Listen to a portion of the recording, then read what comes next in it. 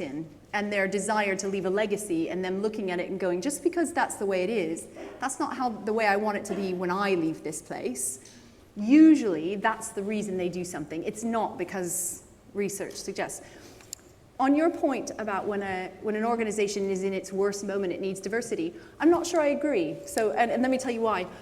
I think diversity is one of the most critical topics of kind of a modern era, but it's not the only topic. So I've got clients I have one client who's been losing money for 9 years. It's quite significantly, and they've been doing restructuring, their market is shrinking, they're having to let employees go. And we're looking at their diversity strategy and they're going, it just doesn't feel like the right time. Now, it's not that they're not going to do anything about diversity, but I think when we put diversity out here and we don't tie it to reality, if you're not going to have a job tomorrow, we can't be coming to you saying we need this place to be incredibly diverse. Wouldn't it be wonderful if? Because the employees are saying, I won't have a paycheck next week. Let's be real about where we're at. So. And that's an extreme example, but I think when we talk about diversity without being grounded in the reality of all the other things going on for an organization, we miss out a little bit because there's a Maslow hierarchy of needs, and diversity and inclusion is part of that, but you gotta eat, you gotta have a job, you gotta have safety, and if those things aren't taken care of, we can't get to the inclusion part of the hierarchy. Yeah, and I think you already just mentioned the term inclusion there. There are companies where both principles, inclusivity, and I think that's probably a necessity. You need to be inclusive to have diversity work for you. Because if you have a whole range of people with different backgrounds and different experiences, but they don't all feel included and feel empowered to contribute, obviously your diversity isn't really going to be your benefit. No. So they kind of need to go hand in hand.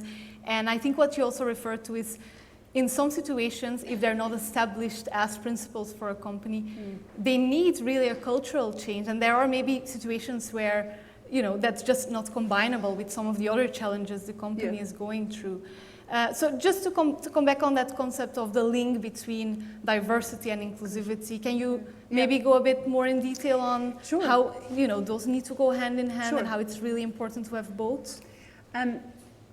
I think it is really important to have both. In all honesty, 10 years ago when I started working in this space, I didn't even know what the word inclusion was. So we've learned a lot in a decade.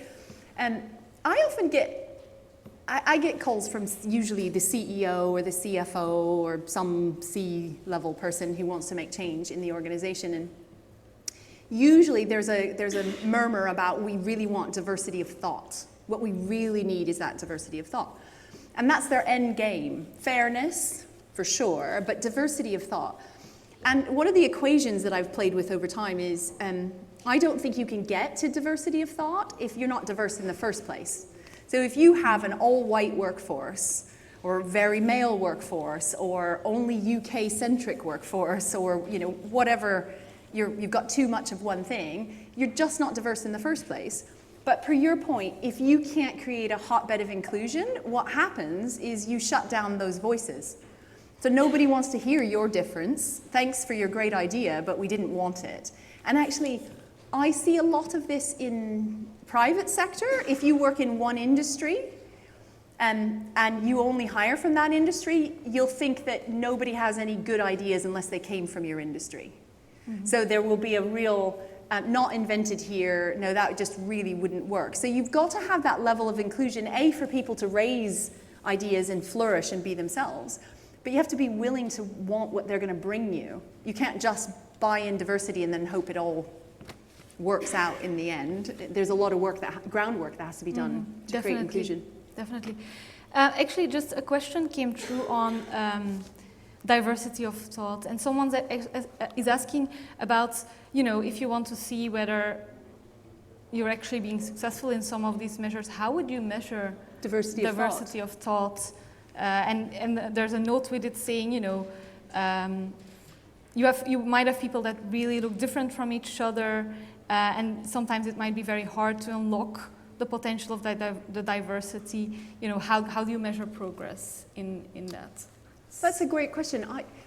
I think you have to start first with, are we all like each other? And not just do we all look like each other, but some of the government work I do, I'll find that the lack of diversity is social inclusion. So everybody had a first degree from a top university, and therefore we're missing a whole echelon of society. So I think first you have to go, do we have the right voices in the room? And sometimes it's not so easy to put the right voices in the room, especially when you're dealing in a senior setting. So if you can't, then sometimes it's just bringing in their voice through a different mechanism. So some of my clients, we create customer councils where the customer council is as diverse as all the potential customers in the UK or around the world. And then we get the right kind of ideas. Because you can't always hire in like one person from Brazil, and one from Germany, and one from here, and have it all necessarily work in every organization. I think ultimately for diversity of thought, you have to be measuring the outcomes that they're creating, and the idea generation and how different it could be from today. And unfortunately, when organizations are doing really well, and I think Cambridge sometimes is guilty of this, why would we change anything? We're amazing. So if you have a depth of thinking of that we are the best in the world, there's a hesitance to want to, we shouldn't, it's all working, why would we want to change it? And unfortunately, that's a mentality that will come back to haunt you later on for a number of reasons that I'd be happy to go into. But I think measuring that outcome in terms of how different can we think and how much can we foresee the future rather than just our success of today. And we see that in marketplaces. TransferWise, the global head of banking who was talking earlier, they have disrupted that marketplace. Mm-hmm. And you know how they did it? 2 guys decided to transfer money to each other because they didn't want to pay the fees. So how about I give you my US dollars and you give me your euros, and let's just make a simple little fee and let's cut the banks out of it. That's diversity of thought, not going, look at all the regulation, this is never going to work. There are lots of different ways that you can do it. Yeah. So I'm going to come back a bit to the point about diversity specifically in leadership, and how once it's established, and if it's established at the right time, it can be very powerful. Because I feel like most people start to acknowledge that diversity is a positive thing or can be a positive thing, yet we seem to not succeed in having diversity in leadership teams, having diversity in leadership in general, in policy, name an area, and I think, there is a lack of diversity in probably almost every industry. So, why is it not working if we know this is our direction of travel? Or maybe also what are the things that are already working and maybe leading us to small steps of progress, and what are things that are really holding us back from your experience? How long do we have? Things that are working and things that are holding us back. I think one of the fundamental things that gets skipped is the question why. So if we take gender diversity, and we are talking mostly gender diversity today, if we look across almost every country in the world, or every element of society, men rise to the top. Today in the G20, 18 out of the 20 are men, and pretty soon it'll be 19 out of the 20. If we look, heads of state, just CEOs, we can talk business, we can talk politics, we can talk sport. My goodness, you could be paid a whole lot more, you could rise to the top. So why are men rising to the top everywhere? It's a really great question. And I think we don't stop enough to say why. So are they better than women? And then that has to be the question, part of the question. It's a really uncomfortable question. But are men better at this than women? Are they? No, they're not. So why? So if they're not better, but sometimes they're different, so why are men rising to the top? And I don't think all of it is about, so that we can talk about bias in a little bit, but we don't stop and say, do we fundamentally believe men are better? And most people in their heart of hearts go, no, maybe we're different, but we're not better. They're not better. But then we go, so what is the root cause? What are the root causes? And the first thing I hear is babies. And you're like, oh, going back to my 21-year-old self. And unfortunately, I meet lots of executives of private sector, public sector, third sector organizations who automatically think babies are the problem. but they have almost no data to suggest babies are the problem. So we guess as to why, rather than go back to the root causes. So that's one of the issues, is start with the why, get to the root causes. I think the second thing is, we treat diversity as this kind of, oh yeah, we definitely want it, so let's let 1,000 flowers bloom, lots of ideas, but we don't treat it as a strategic program. And what I mean by that is, we don't always give it the right level of executive sponsorship, the right level of budget. And when we start talking about, quote, targets, we freak out. We go, oh my gosh, we can't have a target because then we're harming men. And actually, if we took the word diversity away and we aimed for something, really good business sense would say, you have a target. You measure your intent. You try. You aim for something. You don't kind of scattergun the effort. So I think diversity, there was a fairly amateurish approach to it for a long time, rather than doing a real serious approach. I would say also we messed up the narrative immensely by excluding men. So when we look at gender diversity, we were like, women are the future. And imagine how that feels for the men in the room. What does that mean? What, you're the past? There's no future for you? I mean, that's wrong. That's just not the right narrative. What we created was this argument between men and women. If you win, women, then men have to lose. And it doesn't have to be that way, by the way. And we didn't look at gender and say, what do men need? And they have a lot of needs. So men commit suicide almost 2 to 1 around the world to women. In LATAM countries, there are more than 8 countries where it's 4 to 1. Men taking their own lives. Global alcoholism is 2 to 1. Men are twice as likely to be alcoholics than women. They are 95% of the UK prison population, 92% of the US prison population. And we have all these social problems for boys and men that we don't talk about. Today, a global campaign through the Rugby World Cup, if you're a rugby fan, launched today about suicide, about helping men begin to open up and talk about their feelings. You have feelings. You need to be hugged without getting all American huggy on you. But my point is, we made the narrative, it's all about women, and we're going to fix the world for women, and women are the future, and we left men behind. And when we re-architect that and balance the conversation and balance our actions, we get a lot more progress a lot quicker, and everybody wins. So that's another reason. And there are lots of good things you can do to speed things up. Yeah. I could keep going. I'll pause there. I'll ask more questions, I promise. Okay. I think it is clear that inclusivity is a good thing for everyone. And actually, I have an interesting question coming in from here in the audience or somewhere else in the world, saying, do you think that the corporate market is ready for diverse leaders, to have more women, LGBT people in high-level positions? Absolutely. I really do believe it's ready. I think there are a tranche of leaders who are making phenomenal progress, and they've figured out why this matters to their marketplace and to their customers. And when you begin looking at it, it's right for your employees, but when it's right for your marketplace, you start winning on it. And they are becoming more diverse more quickly. And the success of lesbian women, gay men, black men, Hispanic women are rising in those organizations. But they are the early, maybe not even the early adopters, because I think some of the early adopters made some of the bigger mistakes. So they're the tranche behind the early adopters. They're the Microsofts. I'm going to steal a good idea and make it amazing, if you're going to say. And they're doing phenomenal. So, but I also think the marketplace is ready. I watch different views on how important diversity is to board level conversations. And 4 years ago, out of a list of 10 issues, it was 9th. So diversity and inclusion was 9th in terms of board level expectation and shareholder expectation. Today, it's number 1 by a mile, by a large margin. And it's number 1 not only because social expectations are changing, but we've uncovered some pretty ugly stuff. Some high-profile figures have done some things which are now coming into light. And we live in a world where social media can connect those things, and we can say, no, not anymore.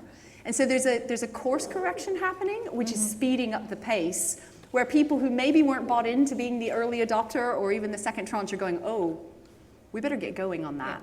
And I think you're just going to see that increase with great intensity. Yeah.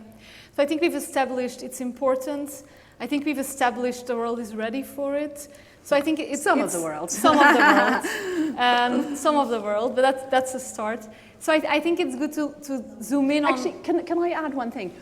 I think when we talk about the world rather than corporate, I see a couple of things happening. You've got activists trying to change the world. Black Lives Matter, Me Too, you've got these programs and activism happening. And that's maybe 10 to 15% of the population.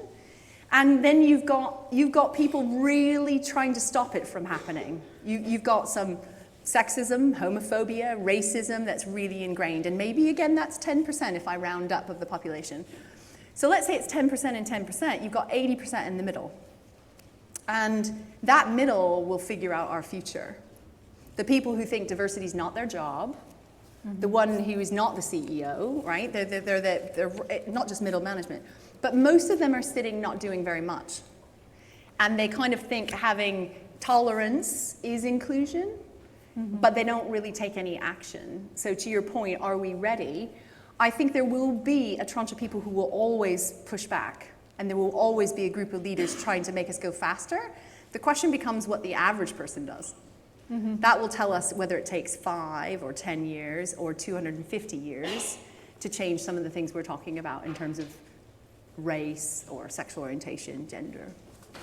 And yeah, and according to the UN, if we just talk about gender equality, we're looking to get there worldwide at another 170, I think. So it's probably good to talk about some of the things we can start doing, because I think if we can already get everyone here on board, that's a start. And so I'm going to come back to one of the things you mentioned that people say it's about. And I'm going to come back to babies, but I'm going to kind of broaden it out to paid and unpaid work. And, it is true that women are still doing most of the unpaid work in the world, but also most of the homework, most of the care work. Yeah. And of course, if you're putting your own resources somewhere, you'll have less to compete in the workplace. So I think this is one of the things definitely that is still important to look at. And I think globally, women are still doing 2.5 times the amount of household work that men do. So obviously, it's not something we can ignore. What are kind of the lessons around that you've taken from the work you've done, or what are the things you talk about to organizations in this context? I'm going to jokingly say this, but in Sheryl Sandberg's book on Lean In, one of the things she recommended was marry well, ladies. Marry a man who will do half the cooking and half the cleaning and half of the childcare. And that is my personal recommendation. I adore my husband, and everything's 50-50 in our household, but that's taken a lot of work. So women do more. And that is clear. And I call that phenomenon, I want equality, but I don't want equal laundry. Guys, you got to do more laundry. You got to do more laundry. And you got to do more of those things. And even Ariel, the brand, the brand Ariel, a global brand, they launched a whole series of commercials in India trying to get men to do more domestic work, because the imbalance is more like 10 to 1 in an average Indian house. And it's an honest phenomenon that women do take more of this role. Now, women take more of the role because we saw our moms do it, for sure. Not so many of us had dual working families, although I did. My mom earned more than my dad, even though they were both blue collar workers. But she also did a lot more of the cleaning and domestic work than my dad did. So women have to be careful not to fall into the pattern of just because our moms did it, we will do it. And also we have to create space for men, and this comes from when we have children too. I see a lot of women naturally take over and don't create a space for a man to go do that, especially with kids. And what happens, shared parental leave is an example of that. In the UK, we have a law that says you can share the first, well, not the first 2 weeks, but the subsequent 50 weeks you can share between men and women. And a lot of the women at the organization I worked for when we launched shared parental leave were like, I don't want to give my maternity leave up to men. Why would I give it up to him? And it does require us going, do I want to give it up to him? Actually, we have a lot of stats that show what happens in the first year of a child's life replicates for 20 years. So if women take all the time off and you order all the groceries, you do all the housework, and you do all the baby, the probability is that will never rebalance itself. And in fact, I read an amazing book about relationships after children that someone gave me when I had my first child. And they recommended that if you were a working mom, that when you went back to work, you rebalanced everything. So I wrote down everything I was doing, and then including ordering groceries. And when the day I went back to work, my husband assumed 50% of all of that. We were back on 50-50. So that's one of the ways. I really do think we have to change the narrative for boys too. Yeah. The expectation. We still have a societal norm in most countries around the world. In LATAM, I'd say it's even more exacerbated on what masculinity is. Historic view. Well, my dad bragged that he never changed a diaper or a nappy in his life. That's awful. Sorry, Dad. But he's of a different generation. But we're going to have to engage boys in terms of what kind of father do you want to be? What kind of husband do you want to be? And to what extent are you going to step into that role when we get things like shared parental leave, which give you the opportunity? Yeah. And laundry. The laundry basket doesn't require legal changes for you to wash it, by the way. So that's an easy one. Can I add one more thing? I also Sure. think, there's a really good study also that women, we have a tendency to set an expectation in a really different way than men will do. And I'm going to give you a great British London example of this. So your children get invited to parties for a birthday party, and you might send them along, and you need to make sure that the present went to the party or something like that. And I saw a couple who I know very well get in a major argument because he forgot the present for the birthday party. I bought the present, it was all, how could you forget the present? And I remember taking her aside and going, Caroline, the present doesn't matter, right? Like, you're really mad because you got the present, but I don't think the 4-year-old noticed that there wasn't a present at the party. So we have this tendency to set social expectation that our children will look nice, that the gift will be there, that the table will be set, that the house will be perfect, and that we will look good in society.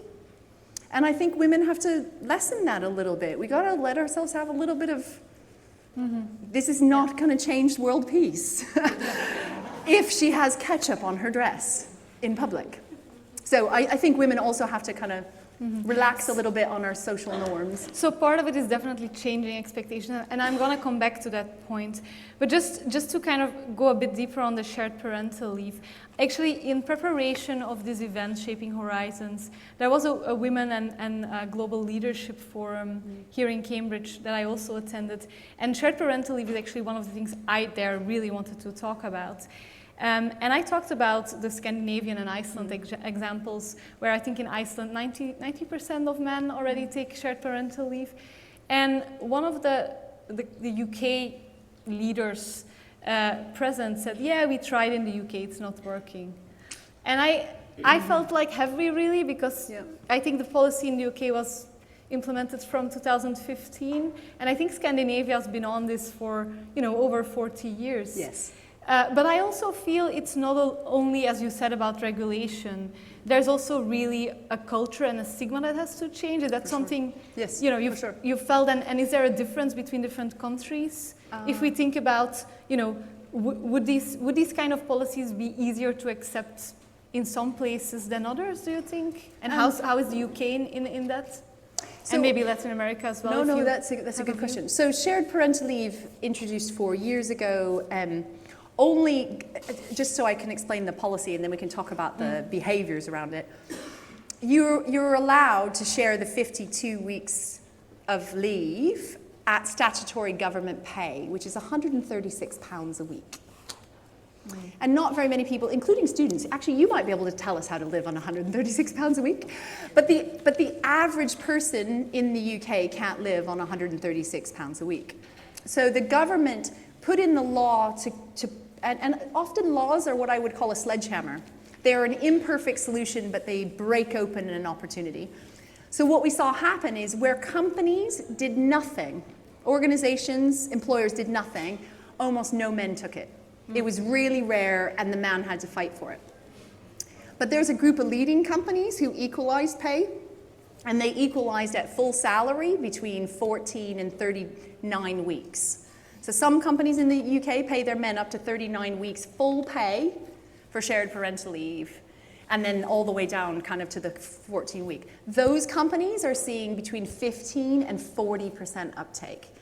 And the companies who are more towards the 40% uptake are where they've created social behavioral programs. So they role model dads who took time off 3, 4, 5 months to be the primary carer with their children because they realized that social stigma was going to hold men back. Mm-hmm. Because in the UK, and I think it is as bad, potentially worse in LATAM, men are less than, so there are less than 20% primary school teachers in the UK who are men. There are less than 10%, or right around 10% male nurses in the UK. So when we see a profession of looking after children, men don't do it. It's not considered okay. And being a dad who takes time off has that same stigma. Yeah. We generally look at men in the UK who like to spend time with children and think there's something wrong with them. Mm-hmm. We associate really negative stereotypes with men who would like to spend time with children. And we've got to change that. So it was only the companies who, or employers who did something above and beyond to reduce the stigma, to change the monetary percentage, because quite frankly, if you were only getting paid 136 a week versus somebody who's going to get full pay in the couple, you know which decision you'd make.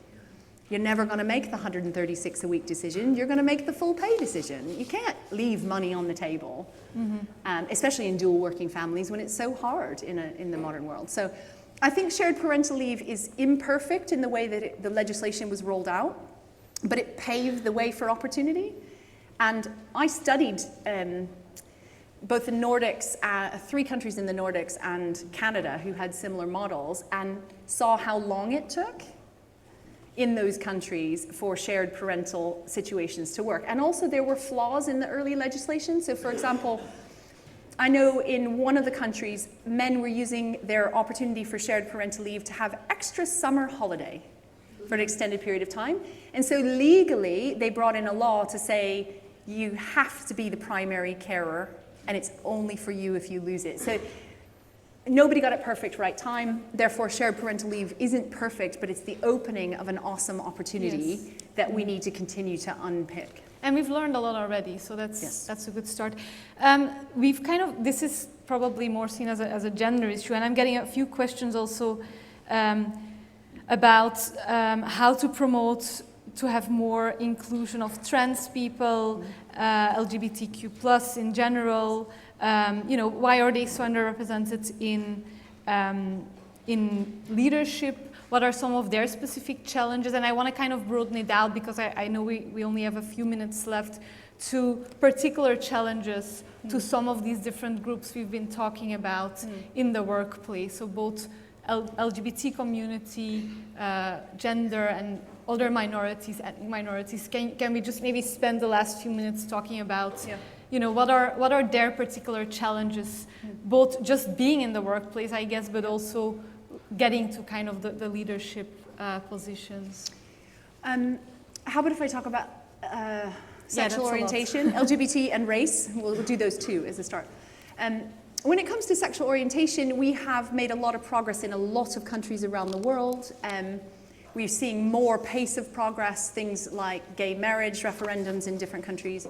But we're still looking at it being punishable to be gay by imprisonment or by death in 80 countries around the world. So when we sit in London or in the UK, we think, wow, this is phenomenal, we've done amazing. That's a very heterosexual way to look at the world. If you ask your gay friends about where they're going on a holiday, there'll be a number of places they're not going, or they're not going and they're not being themselves. And given how global business is, how global education is, I think those of us who are heterosexual need to understand the realities and the threat that still exists to living life as you are. I was helping on stage in a government forum about a year ago, And someone from the Foreign Office said to me, I don't know what to do. I've got a woman who wants to be posted in the Middle East. She's openly lesbian. She's married to her wife. She's been out for 15 years here in London, but we can't put her back in the closet as she goes there, and it will be a threat to her life. And yet I don't want to hold her career back. So what's my decision as a global leader? Do I let her go and try and put safety mechanisms around her?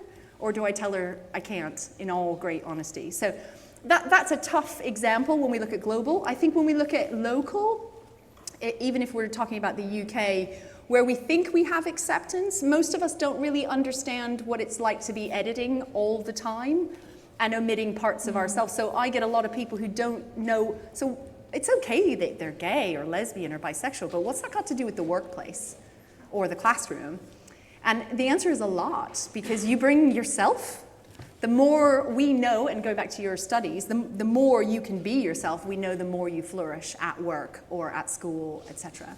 So we have a lot of work to do even in our, quote, progressed areas, just to create a space where people can be themselves more quickly and they spend less time editing.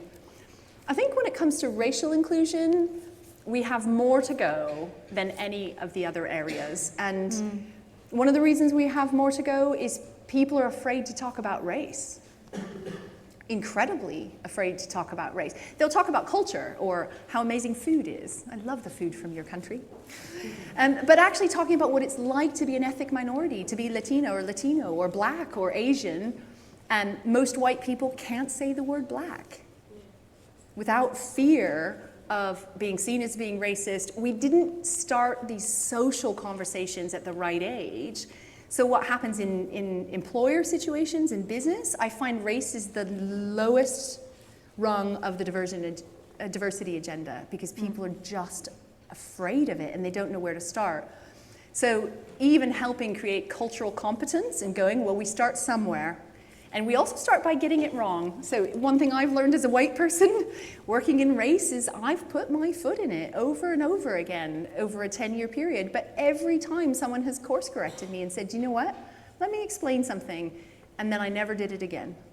And I learned and I grew from it and I didn't die, right? Like I'm still standing here, and now I'm much more competent and capable as a leader when it comes to creating racial inclusion. And I think we need a lot more of that across the world, in the US, the UK, in LATAM. We have ethnic minorities everywhere, and our ability to include them in all aspects of society and talk about what it's really like is incredible, important. Yeah, and I think openness to those conversations for all of us is probably something we should really kind of try to be more visibly open to.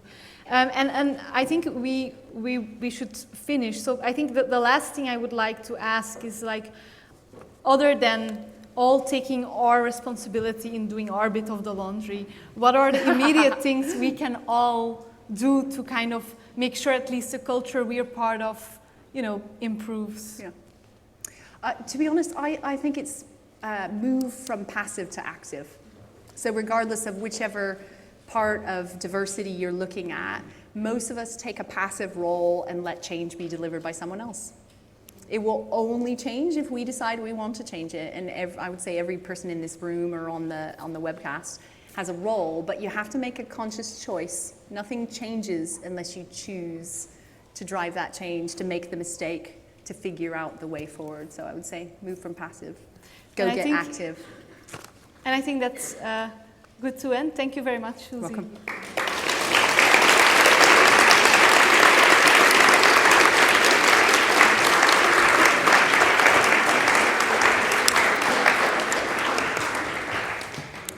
This was a really awesome conversation. Thank you very much indeed for the insightful thoughts and comments. I think this is actually quite important in the agenda, both of the UK and Latin America, quite timely as well. So thank you very much indeed. So that was basically the last, let's say, content with, well, but you are providing content as well, isn't it? So we wanted to share a little bit. So Richard has been working with us since quite a number of months, and we wanted to share with you a little bit what we believe is the leadership and the journey that you are hopefully sharing with us. And at the same time, we will be awarding some of the projects and providing further details of how we think this should continue. So on that note, then, I will pass the microphone. It's a bit like being crowned. Nearly there. Well done. We swapped places, and I think I'm going to feel your pain with the projector and the slides in a second when I start to click forward. Are you feeling a little bit like this? It's been a long week. I'm not surprised.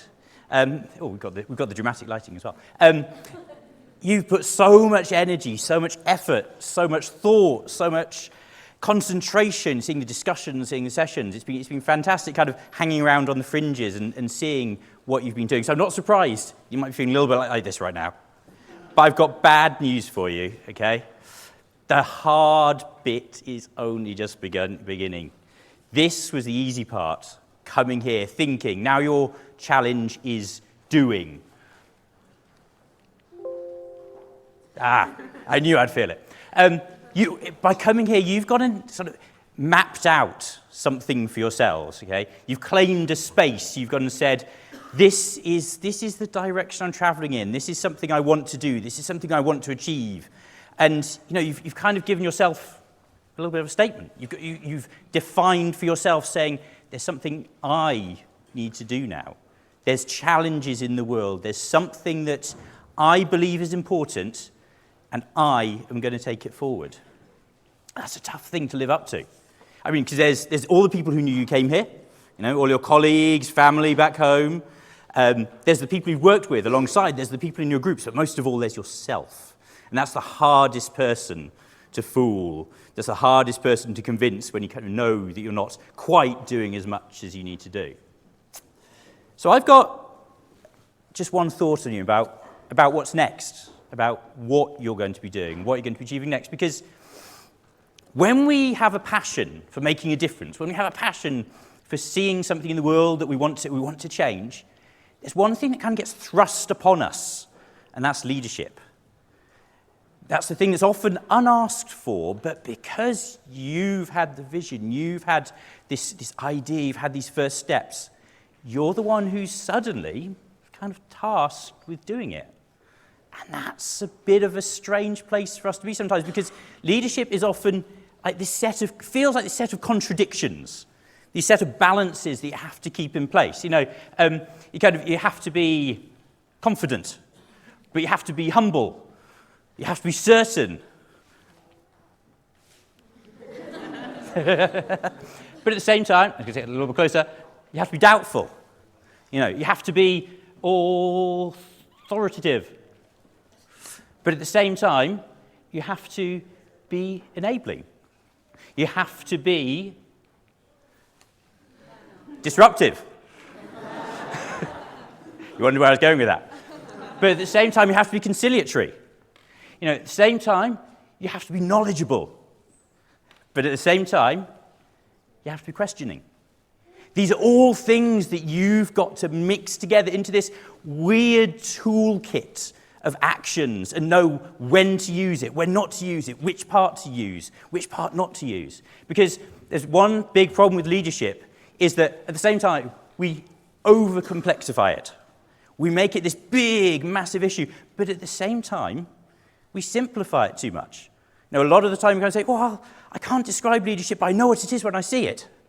We've got to exist in a space between that, where we don't make it too difficult for us to do, but at the same time, we don't make it too simple that we don't actually achieve anything. I mean, despite the millions of words that we kind of all write about leadership, there's really three things behind it. It's about having a vision. It's about kind of saying, this is what we're going towards. It's about aligning people behind you. It's saying, look, you're going to follow me. You're going to be with me. You're going to be alongside me. We're going to do this together. We're going to ultimately achieve something. We're going to act. We're going to make a difference. So there's millions of different models, millions of different ways of thinking about leadership. But really, that's what it comes down to. What you can do, where you're going, and who you're doing it with. I mean, we often confuse leadership with being in charge. Leadership is not about power and authority. It's not about being the person at the top of the organization, the person who's being in control. Power and authority are tools a leader can use, but use sparingly. I mean, as we've just heard, leadership is categorically not about getting ducks in a row, as the saying goes, with every duck behind you being a replica, just slightly smaller and less powerful. That isn't leadership. So I do a lot of teaching leadership, working with organizations to think about leadership, and I always ask them, hey, come on, what's an image of leadership? What's your ideal? What's the picture you have of what leadership can be? And this is one I like. Where are we? We're on top of a mountain. Someone's set the vision. This is the mountain we're going to climb. This is the thing we're going to do. Look at the landscape. It's a tough landscape. There's been challenges along the way. There will have been blizzards. There will have been droughts. There will have been storms.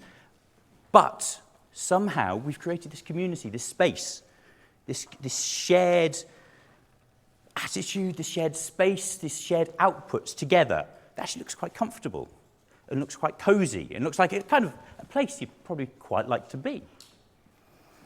Because leadership is communal. Leadership is being in the heart of what people want, supporting people to participate, giving people a platform to engage and collaborate, and moving towards a vision that maybe you set, but it's giving other people a space to cooperate and engage and work with you in that at the same time. And it needs ambiguity. You need to be able to operate in this little grey area between what is the fact and what is the hope and what is the expectation. So I know most of you, you're scientists, mathematicians, technically minded, technically skilled people. You're used to dealing in, some absolutes. This is true, this is not true. This is a fact, this is incorrect. So you're going to have to start to embrace a whole bunch of other ways of seeing the world, other skills, other behaviors.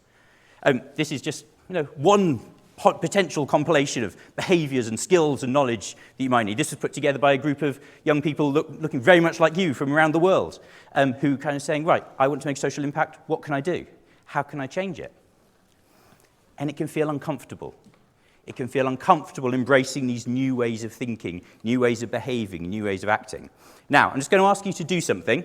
I don't know if many of you have the technology to do this right in front of you now. So for those of you who don't, please just do this as a thought exercise. Just write your name on a piece of paper.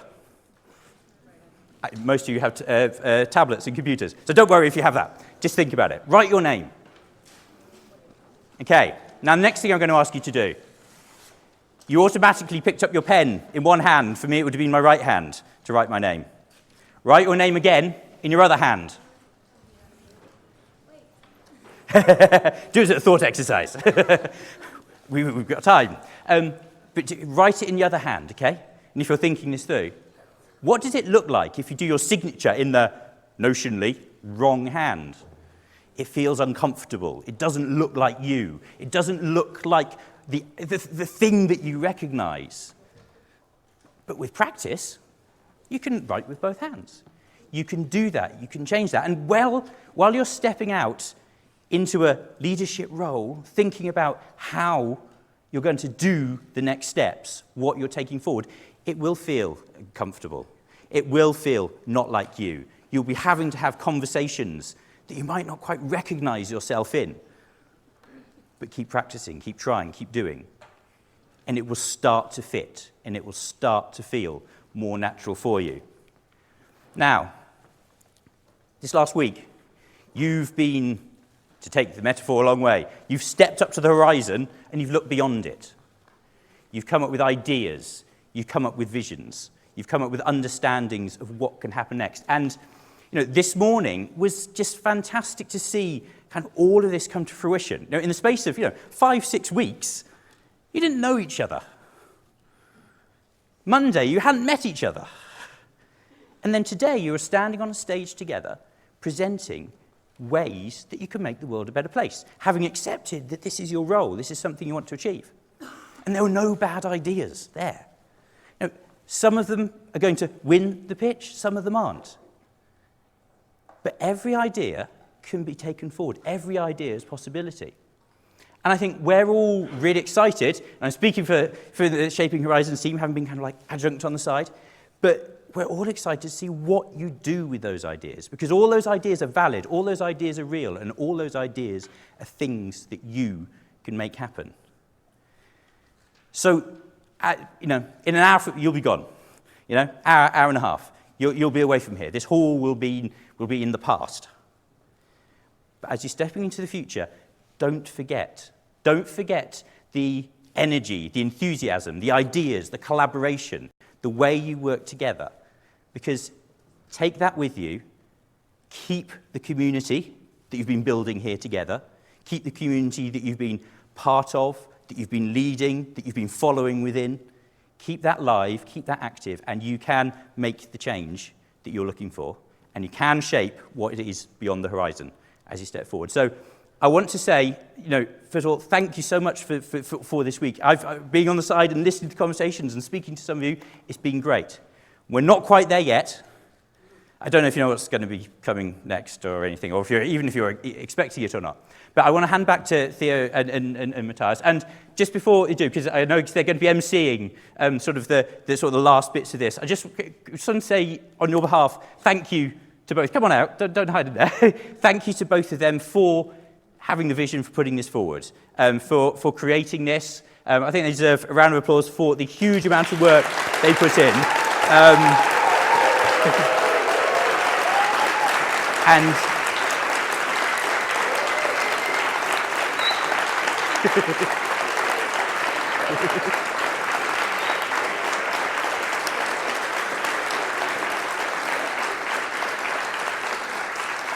so almost like you don't want the pitch results yet. And I think what they can do, taking all of this forward with you, is going to be amazing. So thank you very much, and over back to you two. Thank you, Richard. Thank you. Is it working? Let me take that one. Thank you very much, Richard. And actually, thank you not just for this amazing talk. As you can realize, he's really amazing. He has been an amazing judge, I'm sure, for that, although I didn't check in which teams he was voting for.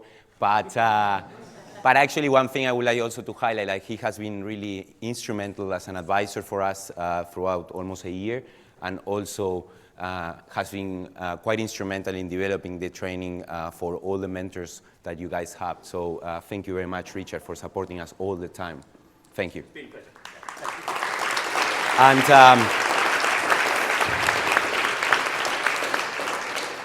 And basically, we just wanted to highlight very briefly now how we think this will continue, at least in terms of the finances, that I guess you are waiting for that to hear the words and everything. So we decided basically to give, at this stage, £12,000 in total. The £12,000 were decided how they should be given by the judges. We didn't have a say on that, and this is based on the projects themselves, so 3 projects will be awarded. As Richard was very well highlighting, for us, we would like really that all your projects are actually winning and continuing and being quite impactful and basically escalate. And we decided to separate £18,000 actually for absolutely any of the projects that continues. And further on that, we'll have around £10,000 to bring you back to Cambridge, to those that are actually doing well, to put you in front of public, private, and other type of investors to incubate you here as well, if should you wish that, because really we believe that, you can really make a change, and we really love your pitches and your ideas, and I was very scared before hearing them. This was like, to be fairly honest, we didn't know what to expect, and I was mind blown.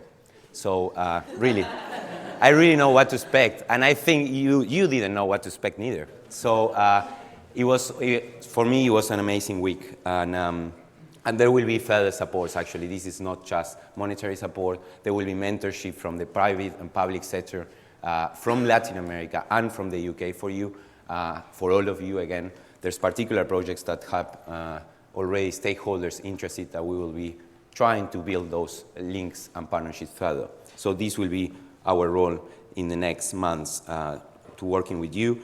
One thing I should highlight is don't tell us, give us the money so we start something. You start something and we give you the money, okay? This is how it will work. And then on top of that, I just wanted to highlight a couple of things. Please do not use the logos from the University of Cambridge or from Global Shapers. Basically, let's say we are an organization, we are supported by them, we can use them, but you are sort of a different organization from now on. So let's try to avoid legal issues, please. And then you can use our logo, Shaping Horizons, but we need to basically give you authorization for that. Just let us know. And also why you should let us know, I hope, because we can support you further. We have a lot of contacts. There's a person around here, maybe still here, needed a contact with the Canadian Embassy in Peru. We did what we could, and actually that person came because the Canadian Embassy accelerated the visa process, for example. There's a lot of connections, a lot of things that we can do here because we are in an amazing ecosystem that we really want to share with you.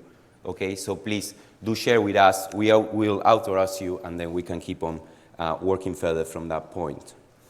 Now, the big moment is coming. But before the big moment comes, there's another big moment. All this money I said, and there's further money, it comes from a research grant largely. So we do need your answers from questions I will be asking you to actually also understand the whole process that we are trying to do and improve it. The whole point is if we improve it, we can give further support. Okay? So one of the things now, if you go to your Slidos, you get a poll. Before we get, how many, let's say 80 answers in that poll, we're not announcing who wins the awards. It's a very short poll, so just please answer it now. And then, meanwhile, we'll start preparing also all the technical aspects of the closing. So if you don't remember the code, if you haven't used it yet, it's L025 on slido.com. Yeah. And this is valid for mentors and future leaders.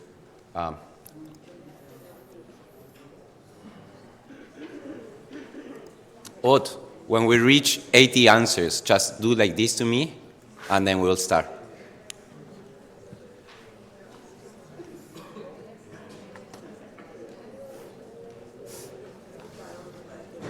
Actually, meanwhile, we can start announcing our point 7. Sure. If you think they can focus. I think so. No? Okay, no, let's wait. No, let's wait.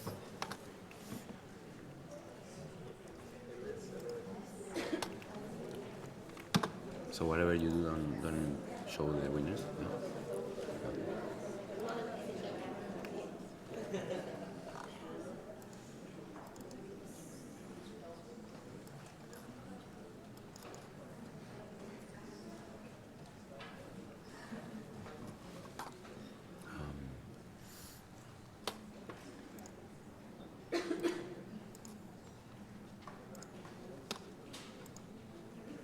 You can start putting the volume at maximum.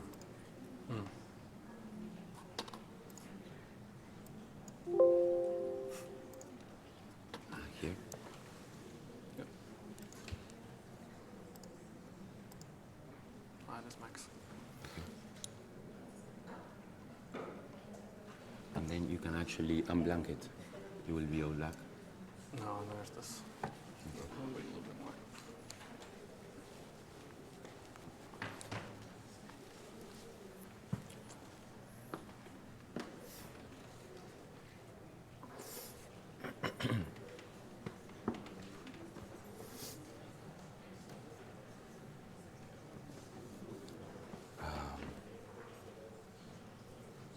It's going to take a while. It's going to take a while. A few more minutes. We can give for 5 more minutes.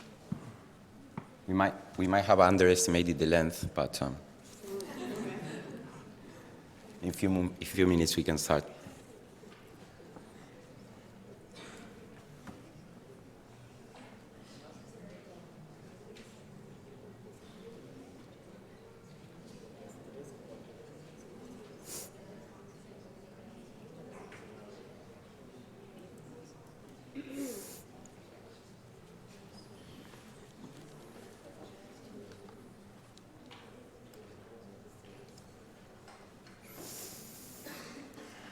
I think we can see the luggage and the interviews now.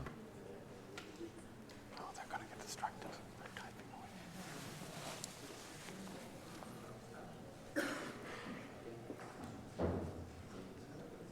But yeah, let's see it.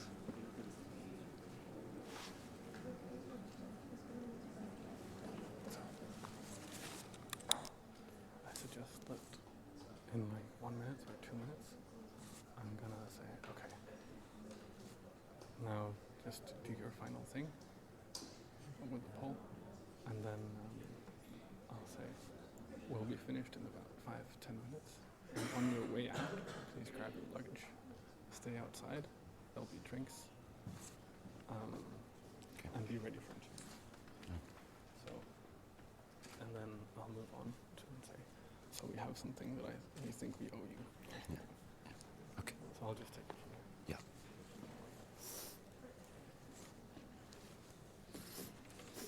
I'll say it there. So I stay here for give you the play.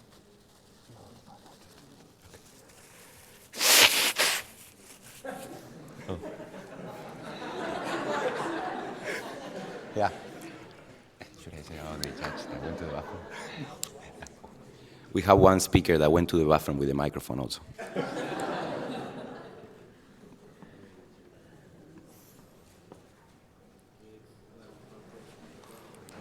Let's do 1 more minute.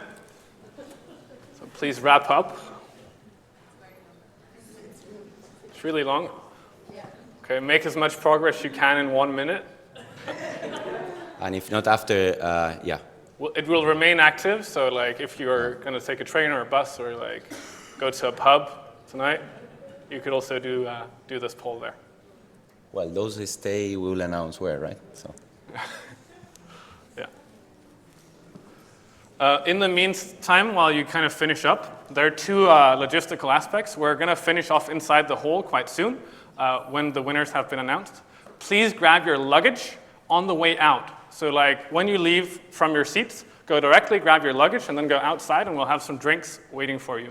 And from that point, you shouldn't go back into the building again, because we're basically going to disassemble it all on like super fast, because we have to be out of here with all like the banners down and everything.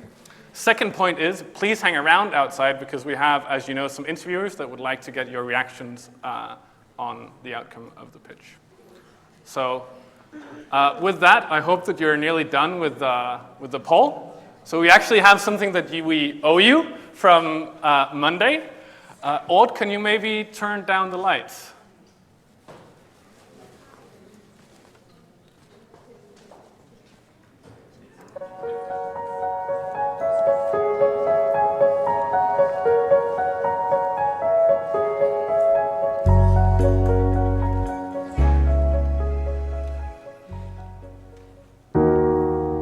I was born a millennial. I grew up with smartphones instead of letters. I can access information at the speed of a click instead of spending hours looking for it in books. I can travel miles in less time than my ancestors and without having to walk anywhere. I was born at a time when the world is filled with innovations that bring us closer as people, but sometimes further as humans. There are plenty of chances to change and opportunities waiting to be taken further.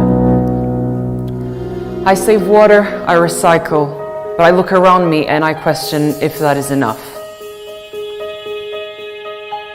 The power that is in our hands to manage our resources right and let them benefit future generations is a matter to be taken care of now.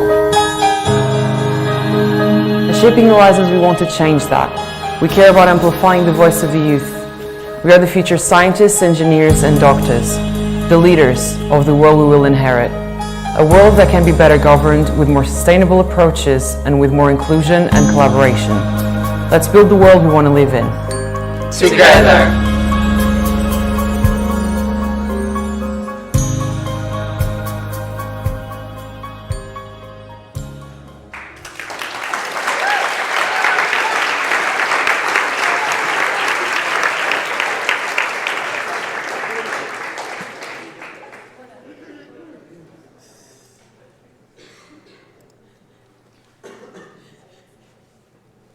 Are you guys excited?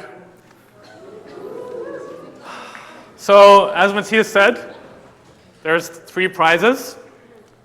We have 1 runner-up, and then we have 2 first prize winners. So, if we go to the runner-up, Matthias, maybe you can change the slide. So, the runner-up gets £2,000, and the runner-up is? Should we? Yes. The environmental traffic light for food.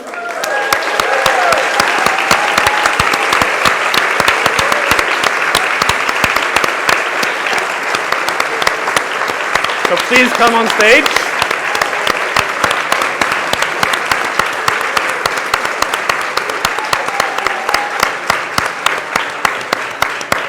Give them a handshake. Congratulations. Congratulations, guys. Congratulations. Congratulations. Congratulations. Congratulations, guys. So, do we have someone that could take a photo? We want maybe, yeah. Stay here, yeah.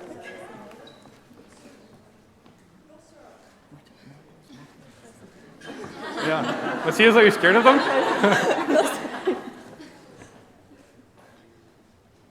Cool. Thank you, guys. Give them a... Please. And there's actually also a special prize for this team as well. One of our judges, Dr. Jackie Taylor, really liked the project and would like to give you a personally signed book. So please come and see Jackie at the end of the closing ceremony.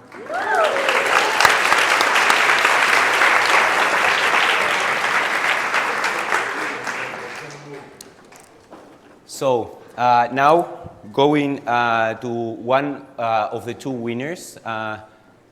So yeah, it was very tough actually. It was quite like a discussion between the judges.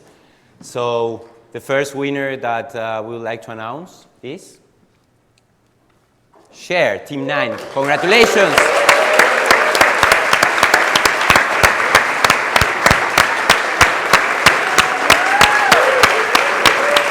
Congratulations. Well done.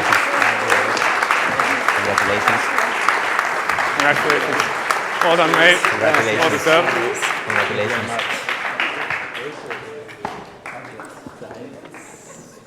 Congratulations, guys. Let's make one photo. Wait, we're missing one. Yeah. Oh, we're missing one. Yeah, we're missing one. Wait for the last person.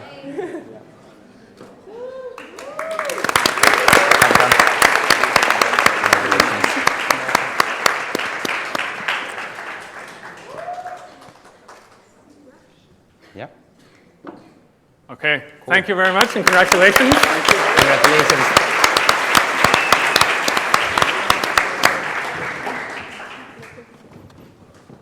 And the final winner is Philly. Big congratulations.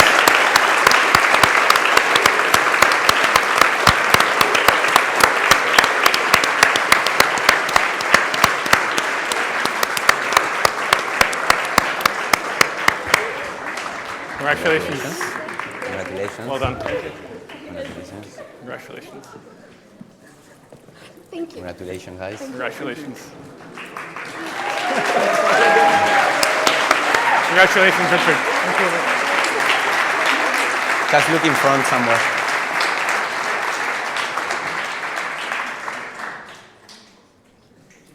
Congratulations. Look at there. Yeah, good. Yeah. Okay. Congratulations. guys. Congratulations.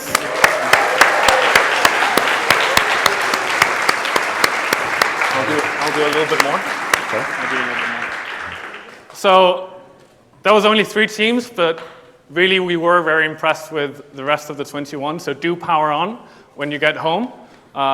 We look forward to how all these projects develop.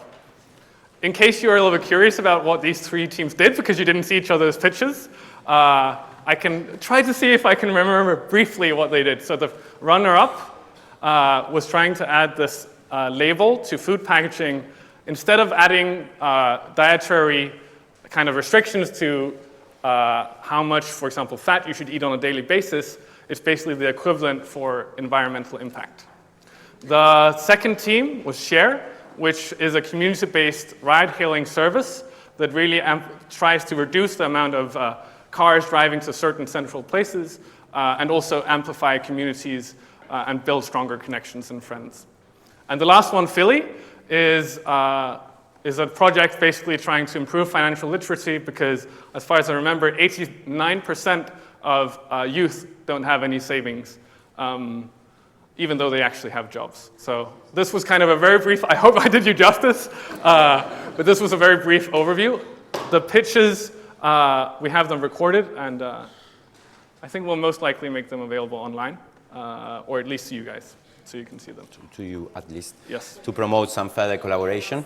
Yeah, so Good. Theo is the one with the memory. I have a really terrible memory, actually.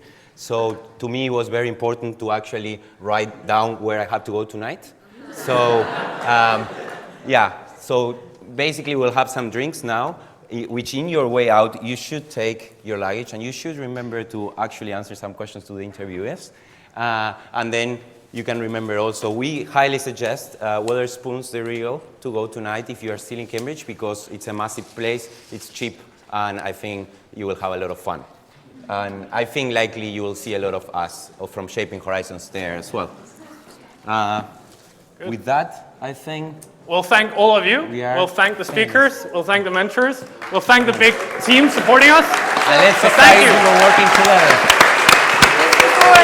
Just before you all go for your drinks, actually, we would also like to thank you. So the Shaping Horizons team would like to thank Matthias and Theo for coordinating the whole thing, for putting it all together, for being very patient with us when we were not doing our jobs. Yeah, for being amazing managers and for, yeah, thank you so much. Thank you.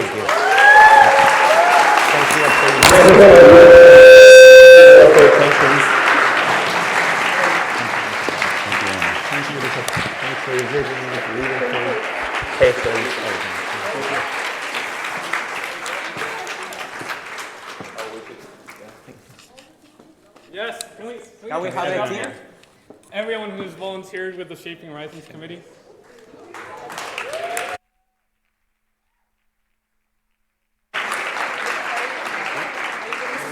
So, just to give you an idea, if you see our calendar, we have meetings on Sundays at 7 in the morning sometimes, or 8 p.m. So this is how much effort all of each people have actually put. So, like, yeah, amazing, guys, amazing, really.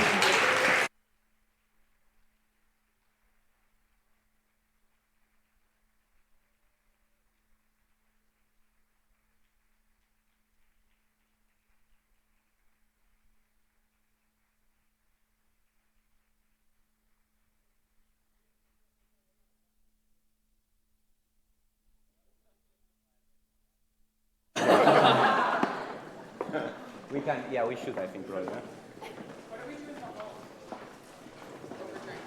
Over drink? Okay. If you want to start again. Works? Yeah, thanks. Well, you can't see them.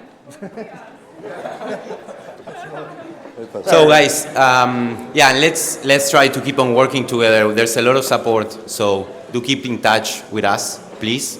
We will really love that. And do take your luggage now when you go out.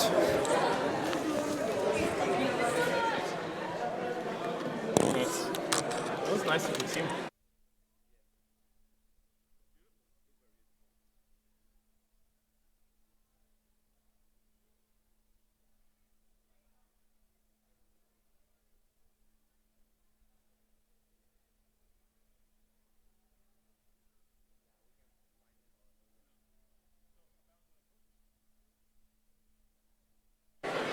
So the team 10 with the books for Jackie, please go meet Jackie up here.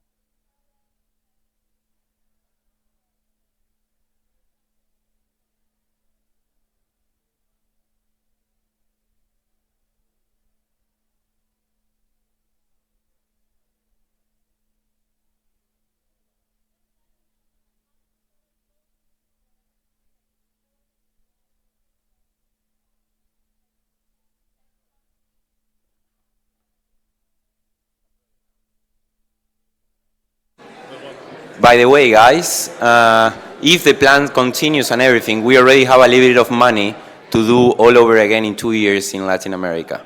So keep that in mind as well.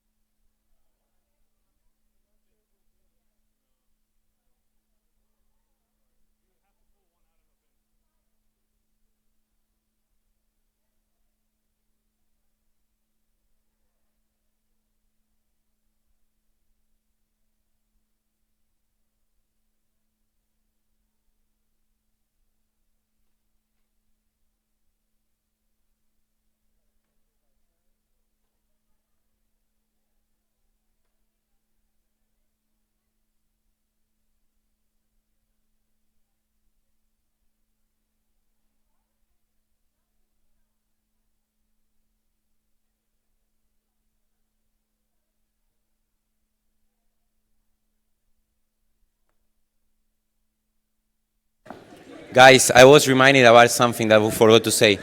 Everyone that participated will receive actually a certificate per email. The ones that that receive some economic support from us or something like this, we will also contact you soon. All the certificates are done. Please don't write us asking for them. We'll have 1 week of vacation, and each of you will receive everything. Okay, so give us 1 week of like vacations. We need vacations, but we'll send everything.